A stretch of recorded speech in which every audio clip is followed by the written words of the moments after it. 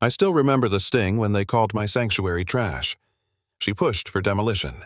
I filed paperwork that made it untouchable. Her insult became the very reason my garden is now protected by law.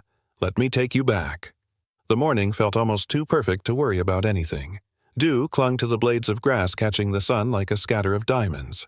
Honeysuckle drifted sweet and lazy from the fence line. I was carrying a small pail of mulch, the kind of chore that keeps a man busy and quiet, when I noticed something odd about the flamingo statue by the front path. The iron bird had been Miriam's idea. She'd bought it from a roadside blacksmith in 2007, charmed by its long neck and the stubborn way it tilted into the wind. She used to joke that if she went before I did, the bird would watch over me. 2 years after she passed, I still touched its curved wing every morning the way other men might check their wristwatch. It was the first thing my hand brushed before starting the day. This morning, my hand didn't find the smooth, cool iron. It found a stiff sheet of paper taped to the leg. Bright yellow, impossible to miss. At the top, bold black letters, Notice of Violation. For a moment, I thought it was a prank, but the crooked HOA seal stamped in red said otherwise. Your garden is deemed unsightly under Section 4.3 of the Lakeview Estates bylaws. Please correct within 30 days. Non-compliance may result in lien and legal action. The words blurred as I read them twice. 30 days. Unsightly. Lien. I had spent 3 years tending that garden with native plants, coneflowers, switchgrass, black-eyed Susans, the kind of vegetation that bees and finches still loved. Miriam had called it our scruffy sanctuary.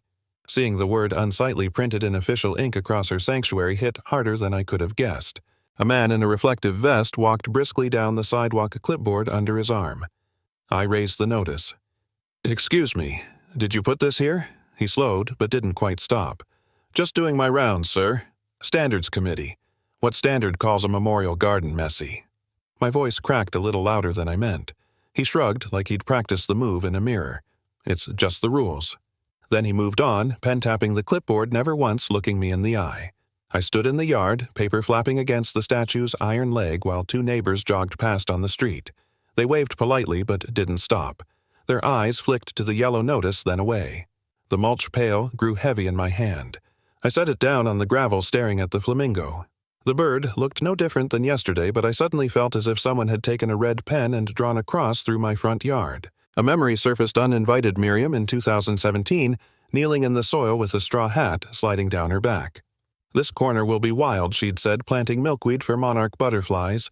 She wanted the garden to look a little unruly because life was unruly. My throat tightened. Rowan's car pulled into the driveway, tires crunching on gravel. She stepped out in her scrub's hair pulled into a quick bun from the night shift. "Dad, what's that on the bird?" I handed her the notice.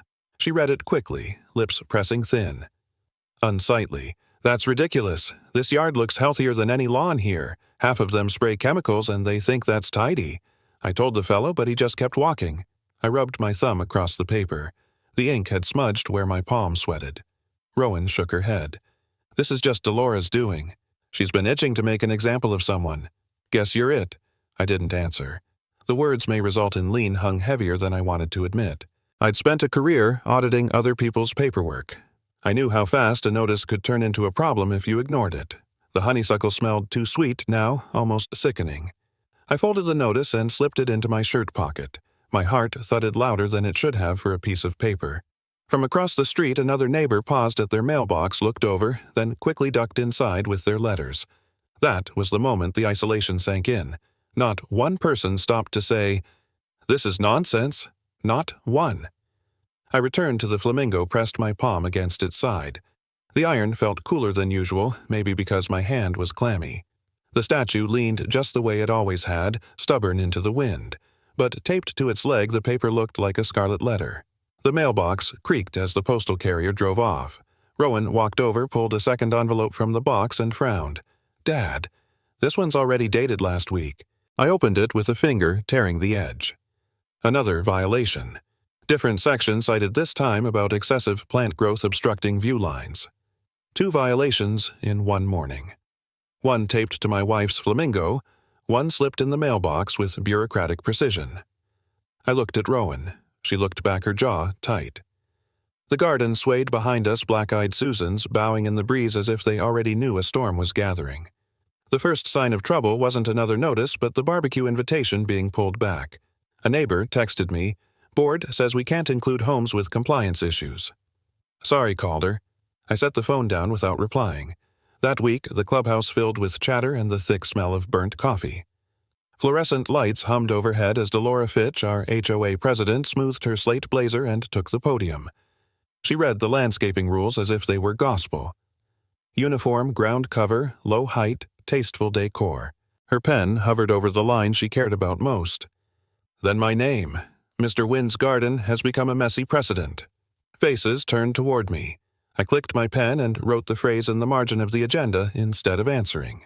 The board secretary slid fresh copies of minutes across the table toner, still warm red pen marks crowding the edges. My daughter Rowan slipped in late from her shift, cheeks flushed. "This is ridiculous," she whispered. I shook my head. Quiet heroism meant listening, not exploding. When the treasurer read my fines aloud, someone moved to double them. The vote passed 3-2. The scrape of chair legs sounded like a verdict. I stayed until adjournment, then wandered into the storage room while others lingered to gossip. Dust and old decorations filled the shelves. On the back, I found a binder labeled Bylaws Working Draft. Pages browned with age showed quorum requirements, and a note committee recommendations are advisory unless ratified. My thumb lingered on that underlined word. Rowan appeared in the doorway. "Dad." "Look at this," I said, holding the binder. Her eyes narrowed, anger sharpening into something steadier. We left with the binder under my arm. Outside, cicadas droned in the summer heat. For the first time since the yellow notice, I felt the faintest glimmer of ground beneath my feet. I wasn't looking for advice when I turned onto the shaded sidewalk, but advice found me. The air was thick with cicadas, and the roses along the fence gave off the dusty smell of summer. A man in his late 60s trimmed the blooms with patient hands. "Evening," he said. I nodded. Evening. Somehow, my story spilled out the violation notices, the doubled fines, the barbecue disinvite. He listened, eyes sharp behind his glasses, shears still working. When I finished, he closed them with a snap. "Elias Trent," he introduced himself. "Used to write easement contracts for the state." I blinked. "Easements conservation mostly. Land trusts. Your kind of problem has a shape." We sat on a low brick wall. I showed him the papers I carried, citations stamped with crooked seals agendas scrawled in red ink. He pulled a thin leather folder from his bag pages underlined in steady blue. The smell of old paper rose up. "Section 7.2, he pointed. "Amendments require notice and 2/3 membership. Did they do that before doubling your fines?" "No," I said. "Board only. 3-2. "Then the legs are thin," he answered. He studied my photos of the garden. "They're calling it messy. But if that mess is native habitat, you have another option, a conservation easement. HOA covenants usually can't override it." The phrase landed like water on dry soil. Miriam's voice came back from 2017. "Let it be wild, Cal. That's where the butterflies come." Elias slid me a card embossed with a green leaf Blue Ridge Conservation Trust. A note along the bottom read, "Tell Mara I sent you." I turned it over in my hand, feeling the weight of something sturdier than paper fines. "Why help me?" I asked. He clipped one last rose and smiled faintly. "Because covenants were meant to protect neighbors, not humiliate them. And because you're calmer than most calm winds if you use it right." My phone buzzed another certified mail alert. I ignored it. For the first time since the flamingo notice, I felt less like prey and more like someone holding a map. By the time I turned onto our street, the air had thickened into a warm towel. Someone's grill hissed and smoke drifted in a blue ribbon over the cul-de-sac. From the curb, I could already tell something was wrong. The place where the flamingo stood front path right of the boxwood looked off balance as if a tooth had been pulled from a smile. Up close, the truth sat there plain as dirt, a bare oval of dry soil, a rust shadow on the paver, and 3 sheared screws glinting in the evening light. I stared until the screws stopped being metal and started being noise. Rowan's sedan wasn't in the drive, so my dad voice had no one to steady. I put my palm where the bird's foot should have been. The stone was warm and my hand came away dusty. Across the street, voices rose and fell around a grill. A spatula clanked. I could smell sweet marinade and charcoal. The easy sound of it made the quiet in my yard louder. Inside, I set my keys down with care and opened the security app. The front camera had recorded a tidy little scene at 3:17 p.m. A white HOA pickup easing to the curb, hazard lights blinking. A man in a maintenance polo stepping out with a battery driver. Delora Fitch 2 steps behind with a clipboard and a smile tilted just enough to be supervisory. I slid the time bar back and pressed play. The driver knelt the bit, chattered, and through my phone speaker the bolts let go with quick metallic barks. I could almost feel each one in my teeth. Delora never touched the statue. She only pointed and nodded with the same professional sympathy she'd used to say my name at the meeting. Rowan pulled in as I watched the replay the second time. She came up the path, saw the bald patch, and stopped as if she'd hit a glass wall. "No," she said, almost laughing. "No, no way." I handed her the phone. The footage played on a loop. She watched it twice, then looked at me. "They did this without a court order. I don't see one," I said. "But I do see this." I froze the frame where the contractor held up a paper for the camera. The shot wasn't perfect, but it didn't have to be. The header read, "Removal Authorization." Below it, a black signature flowed across the bottom, Delora M. Fitch. Rowan's mouth opened and then closed. She took the phone and rewound to the sound of the bolts again. The noise seemed louder the third time, like coins tossed on a countertop. "Call the police," she said. "Not yet." I plugged a thumb drive into the laptop and began downloading the clips. "We'll need copies, timestamps a chain. If this turns into evidence, we'll want the cleanest version." My voice sounded like it belonged to a man who'd practiced being calm longer than he cared to admit. The doorbell rang. On the step stood the contractor hat in his hands, polo damp at the collar. Up close, he looked more tired than official. "Mr. Wynn." "Yes." He glanced back at the white truck. "I wanted to say I'm sorry. We had a written order. I wouldn't touch folks' yard art otherwise." Rowan stepped to the doorway. "Yard art?" "That statue was my mother's." He flinched, then squared himself. "Ma'am, I don't make the rules. I just follow the work order. The president was right there. She said there'd been notices. She also said a lot of things Rowan answered." I put a hand on her arm. "Sir," I said to him, "did you keep a copy of the order?" He pulled a carbon from a clipboard and held it out. The top sheet was already torn free, but the imprint of the signature dented the paper. Removal Authorization. Lakeview Estates, HOA. The date. A brief description, decorative flamingo obstructing aesthetic standard. The words had the tone of something that didn't expect to be questioned. "I'll need to return this," he said. "But you can take a photo if you'd like." I set the carbon on the threshold and snapped pictures, one straight on, one angled to catch the impressed signature. When I handed it back, he shifted his weight. "Look," he said, "if you file anything, I'll tell them the truth. That I was told to do it, and I did it. I don't want trouble, but I'm not lying for anyone." Rowan's face softened a fraction. "Thank you," she said. He nodded, brim twisting between his fingers, and left. From the sidewalk, Delora called a sweet hello as if we were discussing supper plans. She stood under a maple, the clipboard now tucked against her side like a hymn book. "Called her. She sang you received our prior notices." "I received them," I said. "We followed procedure," she replied. "A uniform look benefits everyone. You do understand." Then, that small smile again, more muscle than warmth. I didn't answer. She drifted on, satisfied, to let the silence commute into consent. Back at the table, I queued the files 03107, CAM A, MP4, 03107, CAM B, dan MP4, audio, front door, wave. I added stills of the empty base, the sheared screws, the carbon copy. Rowan paced the kitchen twice and then stopped behind my chair, hands flat on the backrest as if steadying us both. The smoke from the grill thickened, and a child laughed down the block. The normalcy of it scraped like sandpaper. My email pinged. Subject: Notice of Intent to File. Lien, Lakeview Estates. The sender was the compliance office at a generic address that had never before written anything friendly. The body was brief. Dear Mr. Wynn, pursuant to Section 4.3 and 4.7 of the Covenants, the Board intends to record a lien within 14 days for continued noncompliance. Please remit fines as invoiced or cure the violation immediately to avoid additional penalties. At the bottom, CC, President Delora M. Fitch. Rowan leaned over my shoulder.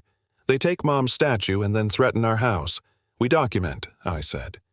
I printed the email, then photographed the print so the timestamp would carry twice. Old habits from auditing die hard. Paper convinces people in ways pixels still don't. "What about the flamingo?" she asked. Her voice had a raw edge. "Where is it now?" "Truck bed," I said, and we both pictured it, ironbird on its side neck, wrapped in a moving blanket like something wounded. Rowan crossed her arms. I should go to the clubhouse. I should tell Delora in front of everyone. You should let me copy these files, I said gently. Then we'll call Mara in the morning. Elias's card pressed its square against my wallet as if nodding along. Outside, the neighbor's grill snapped fat onto coals. The bolts on my table looked like teeth knocked from a jaw. I labeled the folder HOA as Removal 2020 and backed it up twice USB and cloud because losing a thing once had taught me to guard the rest. The sky had turned a low bruise by the time the last file ticked green. I closed the laptop and watched my reflection ghost across the dark screen. The bare spot in the yard ghosted there too, a patch of nothing with the power to move a man's heart an inch to the left.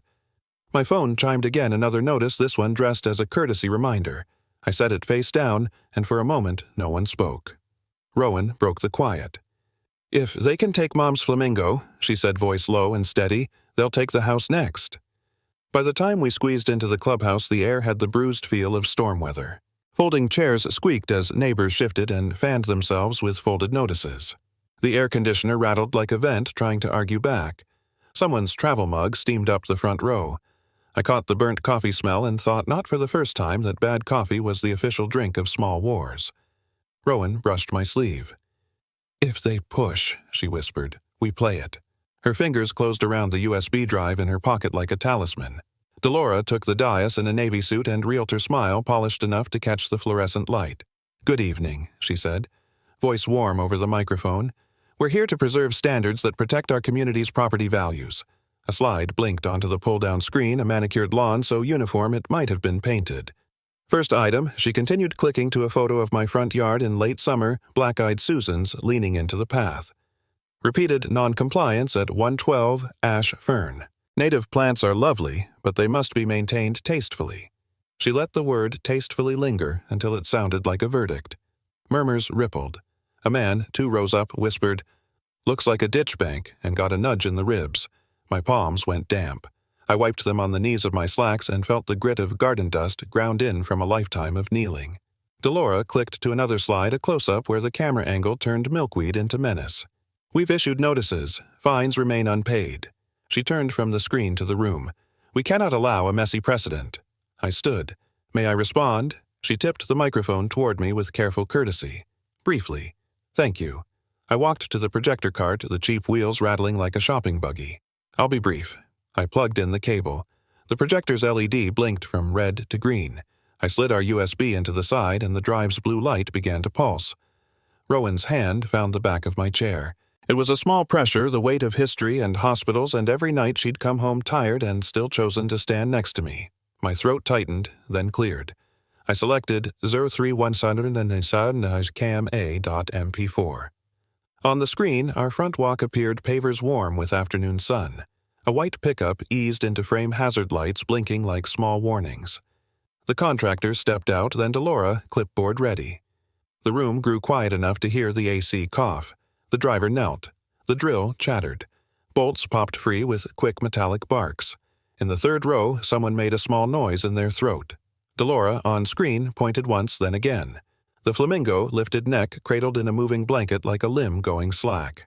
I paused the video on the frame where the work order faced the camera. The header, removal authorization, filled the screen, and below it the signature Delora M. Fitch. For a second, no one breathed. Then the murmurs came low and widening. From the back row, a voice I knew by now. Steady, dry, said, Madam President, a point of order. Elias Trent stood, one hand resting on the chair in front of him as if it were a lectern. Before we discuss taste, we must discuss authority. Delora didn't turn. Please save comments for the allotted period, she said into the mic, but her voice had lost its satin. Elias continued, not unkindly. Per Section 7.2 of your bylaws, amendments to landscaping standards require 30 days' notice and a 2/3 membership vote. The fines and the removal order presented here appear to rest on a committee recommendation, not a ratified amendment. He lifted a printout, underlines marching like rails. What you've called enforcement may be, legally speaking, suggestion. Eyes tracked between the screen and Delora as if watching a tennis match. A board member cleared his throat and leaned toward her. Another adjusted her glasses and whispered behind a hand. In the second row, a woman said too loudly, I didn't get notice of any vote, and someone shushed her. Delora smiled the hard smile of someone holding porcelain by the handle. "Thank you, sir. We appreciate your enthusiasm. The board has full confidence in its process." She tapped the laptop's spacebar, but nothing moved. My thumb stayed on the projector remote. "Process," Rowan said louder than the room expected. Her voice was steady and nurse-quiet, the kind that can wake a patient without frightening them. "The process filmed here is a president authorizing the removal of a memorial without court order." She glanced at me. "You're calm," I could hear Elias say, and stopped. I advanced the video 10 seconds. The contractor held up the carbon copy. The camera caught the dented cursive in the paper. Then I clicked to the email printout. Notice of intent to file. Lien, 14 days. The red timestamp glowed like a warning flare. Neighbors leaned in. I heard gasps, a few "oh come-ons." He muttered, "That's too far." The treasurer looked down into his lap as if paging through invisible numbers. The secretary, who had colored my name with red pen for months, suddenly found something fascinating on the carpet. Elias's voice came again, softer now, as if speaking for the minutes. "The board cannot rewrite the ground under a homeowner's feet, only walk on it." He nodded to the bylaws page in his hand. "If you wish to amend standards, you must ask your community. You can't sneak it in with toner." The projector fan whirred. The room had that feel meetings get just before they turn the brittle pause between what was and what will have to be acknowledged. For a wobbly second I felt sorry for Delora. Then I remembered the empty oval of dirt and the bolts in my palm. Delora leaned into the mic polish restored by effort. "Regardless," she said, "the board will proceed. A lien will be filed by Friday." The word Friday hit like a chair leg scraping the floor. Murmurs rose into voices. The man who'd joked about the ditch bank said, "Now, hold on," and didn't laugh. I felt Rowan's hand tighten on my shoulder. Somewhere behind us, Elias exhaled one long measured breath you could almost count. The projector's blue light kept blinking patient and steady, as if the machine itself knew it had more to show. The marble floor under my shoes was colder than I expected. Each step echoed in the Buncombe County Courthouse, turning my nerves into sound. I carried a thick folder, edges softened by handling, and told myself the weight was steadiness, not fear. Rowan slipped her arm through mine as we approached the petitioner's table. "If this fails," she whispered, "we could lose everything." I squeezed her hand. "It won't." My voice was firmer than my gut. Elias was already waiting, posture neat in a gray suit. "Documents first," he murmured. "Story second." He tapped my folder, a small reassurance. The clerk swore us in and collected exhibits. Our conservation easement, signed with Blue Ridge Conservation Trust, bore the fresh county seal. The embossing pressed cold against my fingertips when I showed it to the judge. That chill steadied me. "All rise," the bailiff called. We stood. The judge, a woman with steel-gray hair and a gaze that pinned you in place, settled behind the bench. Case Wynn versus Lakeview Estates, HOA. I identified myself. Pro Se, Your Honor. The HOA attorney, briefcase shiny with new leather, introduced himself. Delora Fitch sat just behind him. She looked pale, though her smile held. "Proceed," the judge said. I placed the easement on the lectern. "Executed and recorded last month, Your Honor. Purpose: preserve native plant habitat. The HOA continues enforcement actions, finds removal orders, lien threats that directly conflict." The judge scanned the first page, lips moving silently over the clause perpetual restriction. She gave a small nod and turned to me. "Witness, Mr. Elias Trent," I said. Elias stood calm as ever, retired environmental attorney, drafted easements for the state of North Carolina.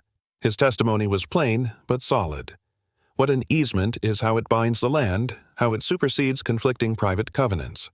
He pointed to Section 4 of the HOA bylaws language about uniform aesthetics and set it beside the easement's clause requiring maintenance of native habitat. His conclusion was simple: the HOA cannot demand destruction of what the deed now protects. The HOA's lawyer rose, showing glossy photos of my garden in mid-July, milkweed bending in the sun. Unsightly, he insisted. "Our role is to preserve property values," the judge cut in. "By filing a lien," he faltered. "By following process." Rowan touched my sleeve beneath the table. My folder still carried the removal order with Delora's signature and the lien email printed in red timestamp. I slid them forward. The clerk marked them Exhibits C and D. Whispers fluttered through the gallery. Elias ended with one steady line. "Taste belongs to neighbors. Law belongs to the record. The judge leaned back silent a beat too long. My throat felt dry as dust. Then her gavel rested softly on the bench. Findings, she said. The easement is valid and controlling. The HOA exceeded its authority. The lien is void. Rowan's hand clamped mine. Relief cracked through me like light. Order the judge continued. The HOA is enjoined from enforcing landscaping standards against this easement. Furthermore, the HOA shall restore the removed statue and plantings at its expense within 30 days. Gasps rose from the benches. Someone clapped once before stopping. Rowan's eyes welled and she laughed through the tears. I slid her a tissue, my hand shaking less than before. At the defense table, Delora's attorney scribbled. Delora herself had lost color. When the judge repeated restore at expense, her jaw tightened, but she didn't speak. The clerk handed me the certified order county seal, still cold from the press. I held it in my palm longer than necessary, letting the chill prove it was real. We walked out into sunlight. The marble steps were warm now. Rowan leaned her head briefly on my shoulder. We did it, she said. Behind us, the doors shut, echoing like a chapter closing. The truck backed into the drive with a soft beep-beep that sounded almost apologetic. Autumn had thinned the air. You could hear the leaves crisp under the tires. Two men hopped down, slid open the box truck, and wrestled a long crate onto a dolly. Stenciled across the side in black letters, Property of Lakeview Estates, HOA, return. Rowan came out with her hands stuffed in her sweater sleeves. Looks like they read the court order, she said. One of the workers pried the lid free. The inside smelled like cut pine and machine oil. Wrapped in foam and moving blankets lay the iron flamingo weld seams polished smooth, a faint sheen of protective wax catching the light. I put my palm on the blanket's edge and felt the weight underneath familiar heft like shaking hands with an old friend. Where do you want her? The foreman asked. Back where she stood, I said. Right of the boxwood. They rolled the dolly along the path. Leaves scraped and whispered against the wheel. At the bare oval of dirt we found the holes where the base screws had been torn free. The contractor crouched, brushed soil aside with the back of a gloved hand and whistled. Clean break. We've got new anchors. Rowan knelt and swept grit from the paver with her sleeve. Hang on, she said, pulling a microfiber cloth from her pocket like a magician. She polished the spot with quick, precise circles. Okay. We set the base plate aligned the holes. The first bolt slid in true, then the second. The foreman fitted a wrench and tightened. Metal sang low in the thread, a tone you felt in the teeth. The flamingo settled more surely with each turn. Elias stepped through the gate just as the third bolt started. He wore his garden jacket and a look that read equal parts satisfied and unsurprised. Afternoon, he said. I brought terrible store-bought cookies so we can say we marked the occasion. Rowan laughed. You came for the finale. I like good endings, he said, then lowered his voice so only we heard. And good beginnings. Word is, the state auditors are peeking at HOA books next quarter. Nothing dramatic routine on paper. You know how routine can rip seams. He didn't linger on it, just let the thought sit like a folded note we could open later. The foreman gave the wrench one last tug and tapped the plate twice with his knuckle. Solid. We stepped back. In the angle of the afternoon, the bird's neck caught a stripe of sun and glowed. Someone on the sidewalk clapped once. I turned. A couple from 2 doors down stood by their stroller, tentative smiles on their faces. Looks? Nice, the man said, as if we were all trying on a word we used to wear. Thanks, I said. More neighbors filtered over on the current of curiosity. The Haskins boy kicked a leaf pile into smaller leaf piles. Mrs. Ung held a grocery sack and peered at the welds. Better than before, she declared. They took it. They should bring it back better. Rowan touched the bird's chest with the back of her fingers.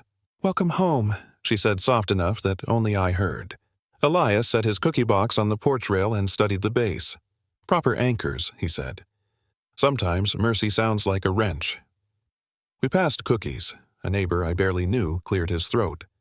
Mr. Wynne. I voted to double fines last year. I thought it was about property values.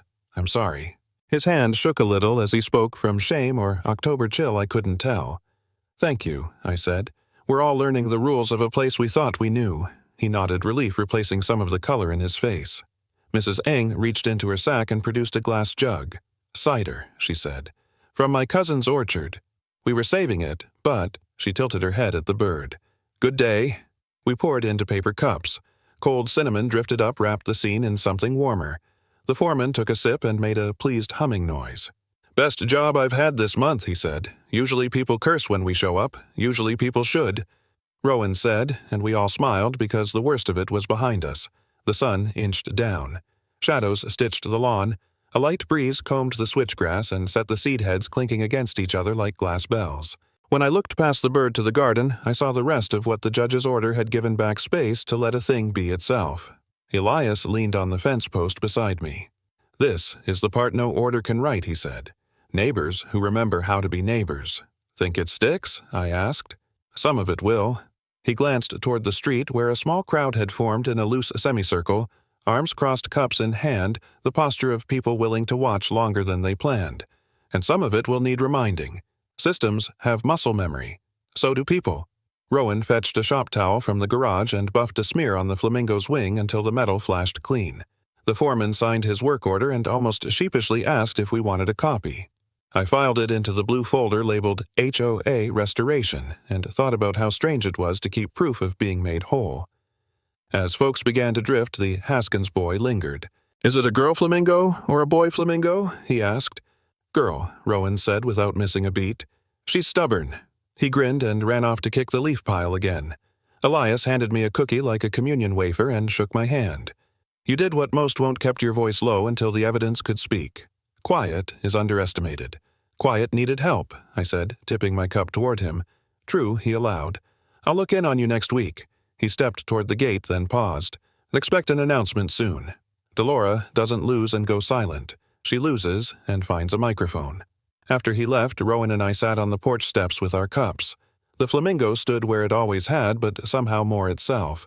Lights flicked on up and down the street. The evening took a breath. My phone buzzed. A push notice from the HOA app slid across the screen. Community Beautification Initiative, Phase 1. I opened it. A graphic of before and after lawns filled the top. Below, language promised renewed consistency and targeted compliance checks. Rowan read over my shoulder. "There it is," she said. "Round 2. Maybe," I said, feeling the cider's warmth sit just behind my ribs. Or maybe just the last echo. She nudged my knee with hers. "Dad. They took Mom's flamingo. They filed for a lien. Echoes don't print newsletters." I laughed once. Fair point. I set the phone face down on the step and looked at the garden. In the last light, bees shouldered their way into the final coneflowers. The bird's shadow stretched long and thin like a pointer toward whatever came next. Behind us, the wrench still lay on the paver, catching the sky. I picked it up and turned it in my palm. Cold metal, clean thread. Balance after a long lean. The app chimed again. Info session next Tuesday, and the amber evening held its breath. The headline looked almost unreal in print. "Messy garden becomes conservation victory." I smoothed the paper on the porch rail and breathed in that old mix of ink and newsprint. The photo beneath showed our flamingo standing tall again, neck glinting in morning light, native flowers waving like a backdrop choir. Rowan set 2 cups of coffee down. "Your 15 minutes?" she teased, tapping the headline. "Maybe school kids will tour this place one day. Only if they promise not to trample the milkweed," I said. By noon, the street had turned into a festival. Booths lined the sidewalk, jars of local honey hand pies cooling under paper tents, seed packets arranged in baskets. Bluegrass fiddles tested strings. The banjo followed with a cheerful twang. Neighbors drifted in, some with folding chairs, others with nothing but curiosity. At the cul-de-sac, a podium waited beside the flamingo. The HOA banner fluttered behind it, ferns arranged like nervous bodyguards. Delora Fitch stepped up, suit. Neat face pale. She unfolded a sheet of paper that shook just once before she steadied it. "On behalf of the board," she said, "we extend a formal apology to Mr. Wynn and his family for actions that exceeded our authority." Her voice thinned, then found strength. "The bylaws have been amended to allow conservation zones. We commit to honoring them." The microphone squealed. Applause filled the gap. Elias stood among the crowd, clapping with that quiet crescent smile of his. For the first time, Delora's eyes met mine without the armor of authority. She looked human. Next, a representative from the Blue Ridge Conservation Trust held up a brass plaque. "This garden is officially recognized as protected habitat." Volunteers fixed it to the flamingo's base, in memory of Miriam Wynn, who planted for the living. The drape lifted. The statue gleamed in full sun, polished welds bright. Cheers rose. The fiddle kicked into a reel as if rehearsed. Rowan stepped forward with a small wreath of rosemary and bay bow tied in blue. She laid it gently at the base and whispered, "Welcome home, Mom." Neighbors wandered through the garden path. Some offered handshakes, others soft apologies. I didn't know the whole story.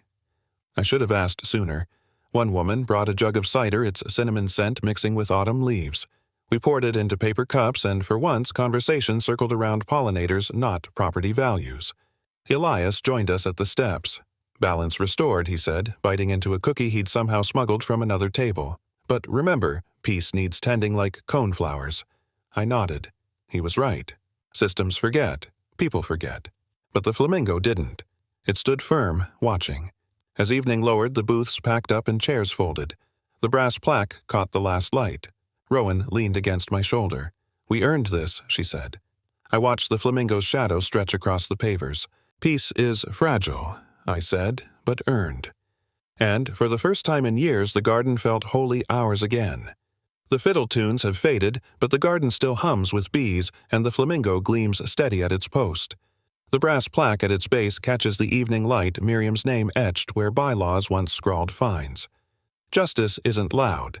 It's steady, and sometimes it sounds like neighbors clapping in rhythm instead of whispering in doubt. We didn't win by shouting we read. We showed up and we kept each other upright.